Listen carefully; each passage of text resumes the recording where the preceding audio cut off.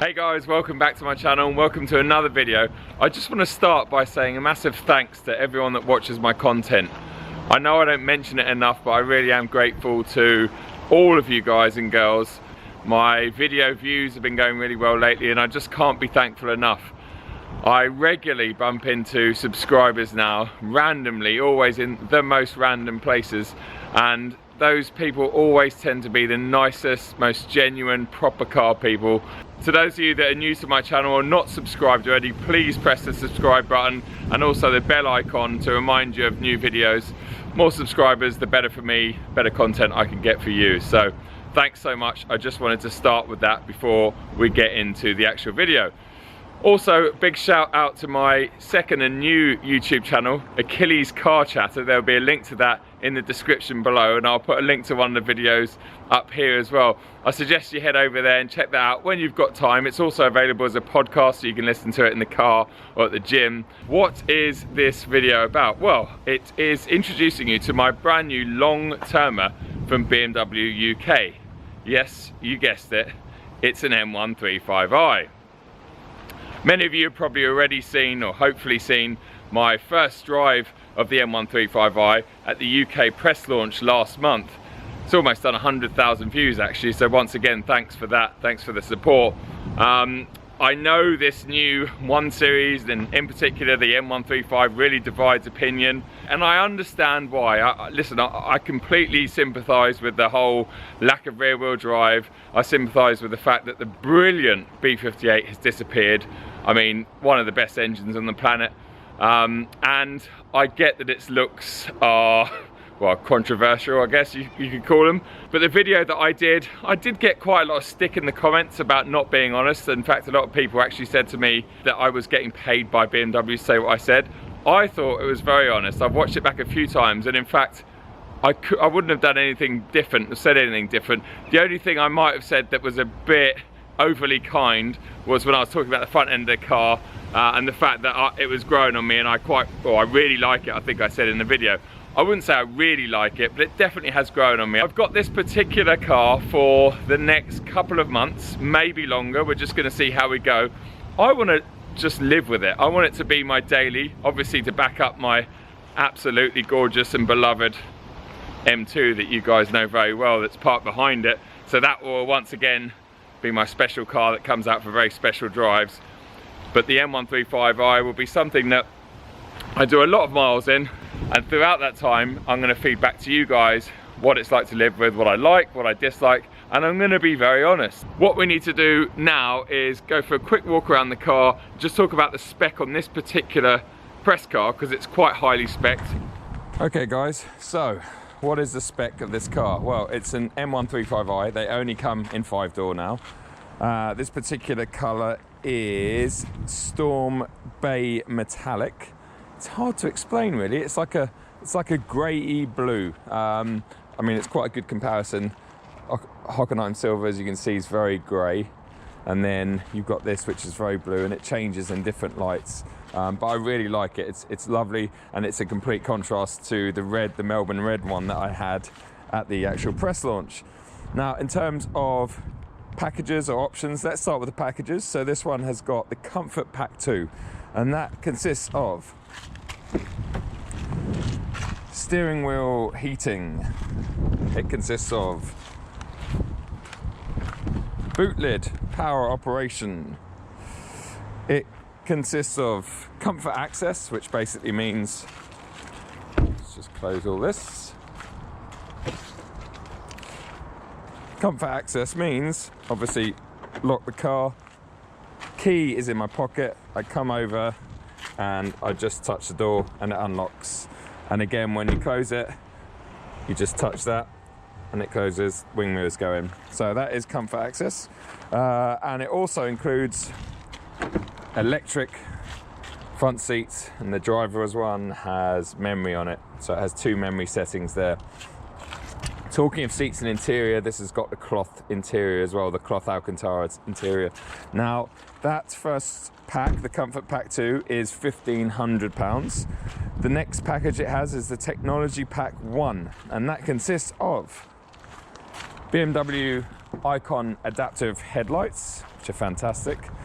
Already talked about them being slightly odd looking. I'm sure the next gen kind of get rid of some of this top section here, but I might be wrong. It has high beam assistant, which basically when you've got that turned on, the lights will be on full beam, and if they sense a car coming towards you or you're catching up to a car, then it will basically try and dim that area of where that car is. It's very, very cool, very intelligent. It's amazing that headlight technology these days is just next level. It has parking assistant. Some of you might have seen that in my recent 118i video, where if I was for instance to drive the car through this driveway and into this space over here in the morning, I could get in it and it would remember the last, I think it's the last 50 or 100 meters, and it would reverse itself out using exactly the same track that it came in on. So kind of handy, kind of a bit of a gimmick as well, I guess. What else does it have? Head-up display, but proper head-up display. Really, really good.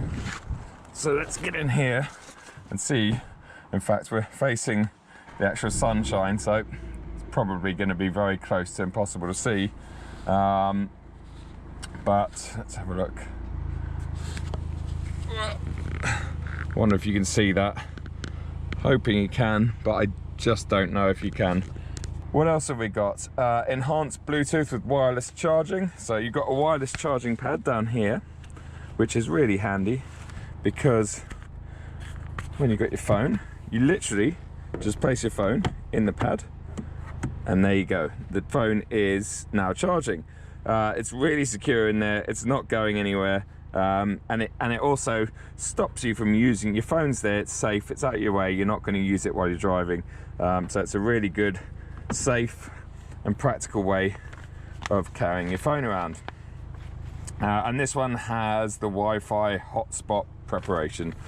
I guess that means it enables you to use Wi-Fi, but you probably have to pay for a subscription service or something. As we've got the car on, let's just give it. Obviously it's actually completely cold, so only let me rev to 3,000 revs. You probably can't see that. It has the all-important adaptive suspension. Now, it's a bit odd, the new M135i. Mike at Motex just got his new, let's call it a development car, and his one's got the bigger 19-inch wheels that definitely look better, because these wheels do look quite small on this car. But if you go 19-inch, then you lose the adaptive, you just get the passive. But apparently, according to Mike, the passive setup feels really good in this car, and I'd believe that for sure. Well, this one's got the panoramic glass sunroof, which is just mega, obviously up here. Really nice, and I talk about that in my first video. It really opens up the cabin a lot. We've got the sun protection glass, which is this and this, and obviously the same on the other side, so you can see the rear bits of the glass all darkened. It's got the control and shift sticker option.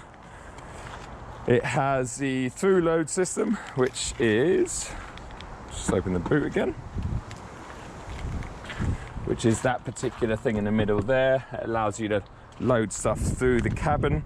Obviously we've got a 40-20-40 split. Lumbar support, driver and front passenger, and the seats. Driving assistant, which I believe is one of the sort of self-driving aids. Adaptive cruise control with stop-go function, and it has the HK sound system. So brings it to a total of £43,190 on the road. So it's not cheap at all. But obviously these are all financed these days anyway. 99% of this sort of car is going to be financed. So yeah, check out finance deals. I'll put a link to Tony's email address below. But as for now, I think we should jump inside the car and take it for a quick drive, and then we'll call it quits, because this is literally just getting to know my new long-termer. I hope you can hear me out there in all that wind with this camera setup. Right, over to the other GoPros. Okay guys, we're out in the M135i. The light is fading as the sun hits me in the face, and I actually need to leave for work in about half an hour, so this is going to be quick because I need to go home, get changed, showered, etc. So, is it going to be what I remember? Well, so far in my first 200-300 meters, it's very comfortable. These seats are amazing. The ride is lovely. The lack of sound in here is really nice, and it's exactly what I remembered from only a month ago when I drove the car. As a daily, as a car, it's really, really good.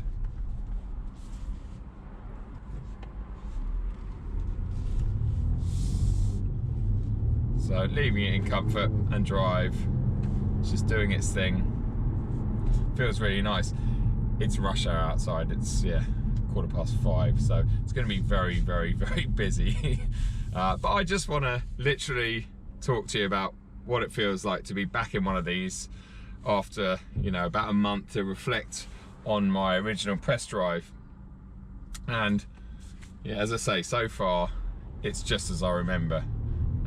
Certainly not as exciting as jumping in something like an M140, that's for sure, because the minute you press that starter button in an M140, that's like 80% of the emotion of that car. It's that firing up of that B58, and this just doesn't have that. It really doesn't. And I don't want people to hate me for liking this M135i, because I'm not saying it's more fun or it's a direct replacement of the M140 or anything or anywhere near as fun and raw as, say, my M2. It's just not. It's not. End of story. But what is a fact is the fact that it's so much more comfortable and a nicer place to be and sit when it's just being a car. I'm going to try and get my mate Ash Horton, the Kiwi who owns an M140, to drive this. And in fact, I really want to try and get some kind of interaction with as many M-Lite owners as possible around this car. I don't know how possible it's going to be to do. I don't know the logistics around it. I need to speak to BMW UK, but I really want other people to drive this car, ideally on some kind of private land, where they can sort of push it and experience it, see what it feels like. So we're coming onto a dual carriageway here. Let's whack it over into sports, so instantly it gets a bit louder. It's actually it's a lot quicker and more. I have to keep reminding myself that this has got just over 300 brake horsepower, because actually when you're just driving it around in, you know, normal automatic, and you can just hear that fairly boring sounding B48 4-cylinder, you don't realise what's under your right foot, and then you put it over in sports, it changes the mapping on the throttle, etc., and suddenly you've got something that is really, really quick and actually starts making a decent sound. Is that orchestrated around the cabinet? Might be. Does it sound bad? Not really. But yeah, it's where this comes into its own though is coming off a junction like here and going up something like this now. It stays so flat through there. I mean, it really feels exactly the same as my M2 going through there, just completely planted, flat, solid. You go through there in a stock M140 and you can feel the momentum, you can feel the weight, and you can feel it just wants to roll around a bit. Even on a little chicane like that, you can feel the balance being a little bit upset. I'm not going to go through the puddle, mate, sorry, because it's quite clean at the moment. It'll be filthy in like 5 minutes. I don't know why I'm kidding myself, but anyway. But yeah, it's through things like that where this car definitely feels better, stiffer than the old car. Again, it's a fact. It's a fact from where I'm sitting.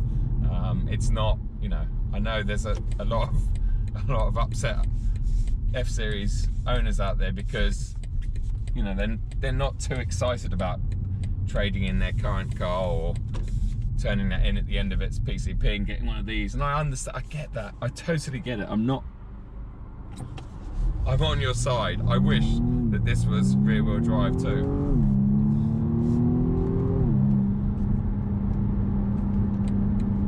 It's And I know it's very similar to what the Golf R, the A35, the S3, they're all the same now, aren't they? I mean, they really are.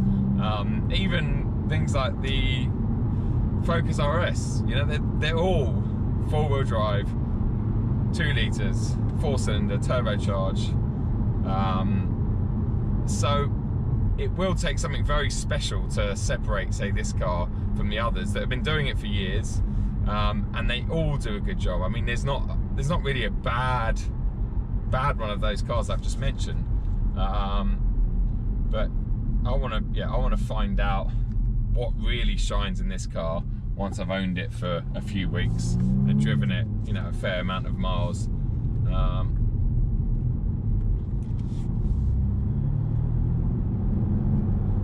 The mid-range punch is really impressive actually on this.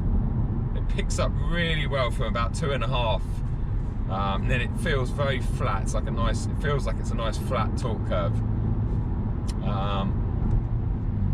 Yeah, really good. And the brakes on this, I mean, when you look from the outside, they are humongous. Feels to me actually like they haven't even really bedded in. 1,200 miles, so this has just been running, I'm guessing, by one of the BMW tech guys who's probably just sat on the motorway and done the majority of miles in it, doing that. So the brakes themselves feel like they're missing a bit of initial bite. But you know what it could be as well? It could be the fact that I'm so used to my RP1 EBC pads in my M2 competition already that these feel a little bit flat in comparison. That's a nice 7 individual colour. Wow. Oh, it's a new one as well. Big player. Private car as well. I love seeing 7 Series and S-Class when they're actually private cars and they're not chauffeur-driven cars like mine. Very rare. That is gangster. From here it looks really good. The new headlight design's amazing, but better get away before that grille swallows me up.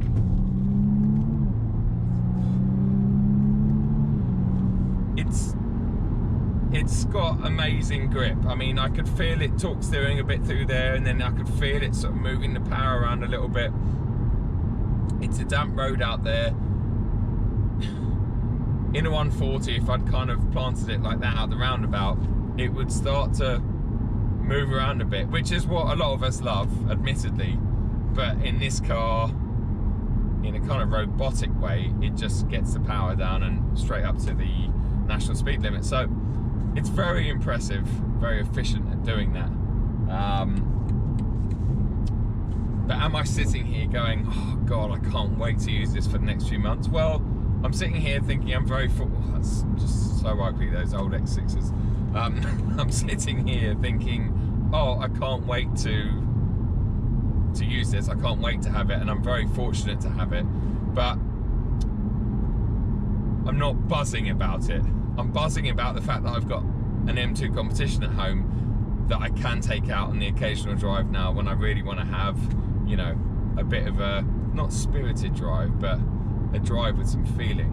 Whereas this, it's just a nice car, and you know, that's the lovely ambient lighting starting to glow as the light gets lower. There's nice stuff in here. I'm gonna look forward to using more of the voice control. This has got you know, all the driving assistant aids, and it's got lots of stuff that I need to get my head around and use, and I'm probably gonna get very used to and very spoiled by, and when it comes to giving it back, it's gonna be like, and my M2 is gonna feel very old school in comparison. But it's not a bad thing, not a bad thing at all. I'm actually sitting way below the speed limit now. But yeah, lovely, lovely car. The head-up display is great. What am I looking at? Well, I've got at the moment, I've got the nav and stuff turned off, so I've just got my current speed, got the current speed limit, which is really handy. We're coming out of a 70 into 50 now, and that would change just like that immediately as we go through. So I can see the speed limit, but obviously you can't always rely on that, because like in my 7 Series, and sometimes you'll go into, say, a 30 or something and it will still be saying 40 or 50. So obviously, just like a sat nav, don't always rely on that speed limit display. Keep an eye out on the actual speed limit signs, because they're the ones that are going to get you nicked. But yeah, it's really nice in here. The ergonomics of this are just brilliant, and I know what was I in recently? I was in the Audi SQ8. Fantastic car, lots of money, but really nice. But I could not get this driving position. I could not get a comfortable driving position close enough to the wheel that I feel, you know, I'm in control. But my elbows on the armrests and on the door card, and yeah, I've got good purchase of the wheel, but I feel very relaxed. And this is exactly what you need for long journeys, you know, or when you're sitting in traffic and stuff. When you're driving properly, you have, you know, your arms are off, your elbows up in the air and you're driving. But when you're driving normally and relaxing, it's just a really lovely driving position to be in. So yeah, I think I'm going to enjoy this. I'm looking forward to sharing, you know, a lot of content with you guys. And please, as I said at the start of the video, make sure to leave some comments and stuff below as to what you want me to do with this car, any ideas. Not too many cheeky ones like drive it into the bottom of the Thames. But yeah, no, I'm really keen to sort of to get to understand it and appreciate it more, and hopefully get some of you guys and girls out in it too, and so you can see what it's all about and go from there. Right, I'm going to sign off. I'm going to go home. I'm going to get changed and head out to work. Thanks a lot for watching as always, and please make sure you have subscribed and press that bell icon. Follow me on Instagram as well, Joe Achilles, if you haven't already. Big thanks to everyone for watching yet another video of mine. I will see you guys at the next one. Cheers.